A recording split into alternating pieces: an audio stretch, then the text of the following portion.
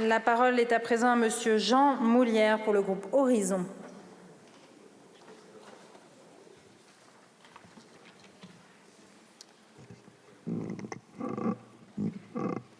Merci Madame la Présidente, Monsieur le Ministre, Messieurs les rapporteurs, chers collègues.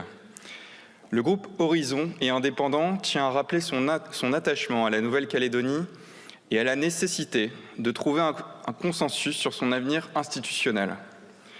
Ce territoire unique, par la richesse de son histoire et par sa place dans la République française, nous intime aujourd'hui à rétablir un dialogue apaisé, qui soit respectueux de toutes les parties prenantes.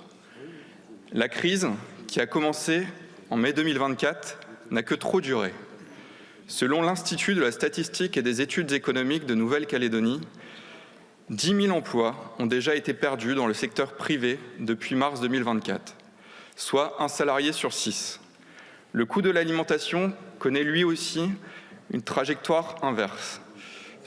Les prix alimentaires ont encore augmenté de 6% entre 2023 et 2024, contribuant à creuser d'autant plus les difficultés de pouvoir d'achat de nos concitoyens de Nouvelle-Calédonie. Pour l'ensemble de ces raisons et pour les motifs que je vais développer, cette proposition de loi organique nous paraît aller dans le bon sens. Atteindre collectivement un consensus est en effet nécessaire pour pérenniser la paix civile fondée il y a plus de 30 ans. Les mots des accords de Matignon ou d'Inno, plus que jamais d'actualité, devront constituer la ligne directrice de nos travaux. Pour que la paix civile soit établie de manière durable, la vie publique doit être fondée sur le respect mutuel et organisée selon les principes nouveaux. C'est la construction de ce nouveau chemin qui impose de l'apaisement.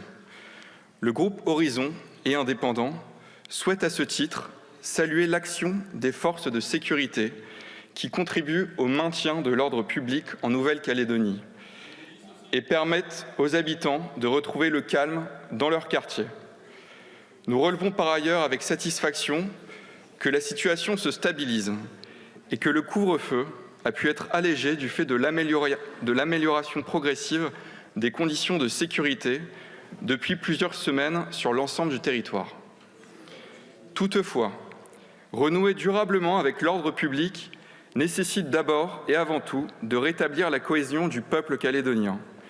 Comme en 1998, l'État doit être prêt à accompagner la Nouvelle-Calédonie dans cette voie, celle d'un accord global tenant compte de l'irréversibilité des accords de Matignon, mais aussi de la volonté du peuple calédonien de rester au sein de la République française.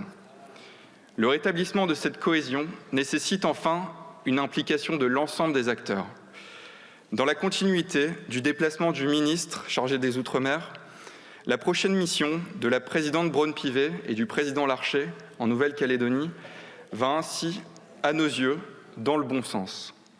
Elle permettra en effet de contribuer à la recherche d'une solution politique sur place, c'est-à-dire avec la proximité et l'engagement nécessaires à l'établissement d'une solution concertée.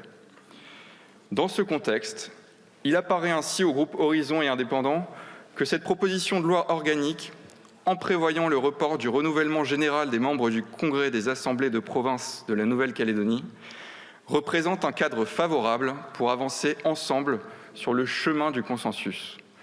Ce report, soutenu par la majorité des acteurs politiques locaux, offrira en effet le temps nécessaire à la création d'un consensus.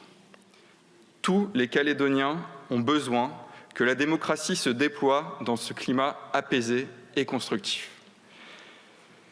La question du dégel du corps électoral en Nouvelle-Calédonie demeure un enjeu démocratique essentiel qui, dans le respect de l'ensemble des sensibilités, devra être abordé avec le dialogue et la concertation nécessaires.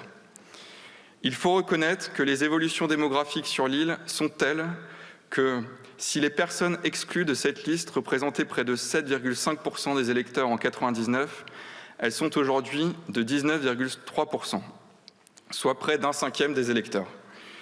Dans son avis du 7 décembre 2023, le Conseil d'État a rappelé qu'il était nécessaire de revenir à un corps électoral provincial glissant. Les dispositions actuelles comportant des dérogations au principe d'universalité et d'égalité du suffrage, qu'il convient de modifier afin d'en corriger le caractère excessif résultant de l'écoulement du temps. Le groupe Horizon et Indépendants votera donc en faveur de cette proposition de loi organique et appelle de ses vœux à la construction d'un accord respectueux de chacun dans le respect des principes de liberté, d'égalité et de fraternité. Je vous remercie. Merci beaucoup, mon cher collègue. La parole est à présent à Monsieur Paul Molac.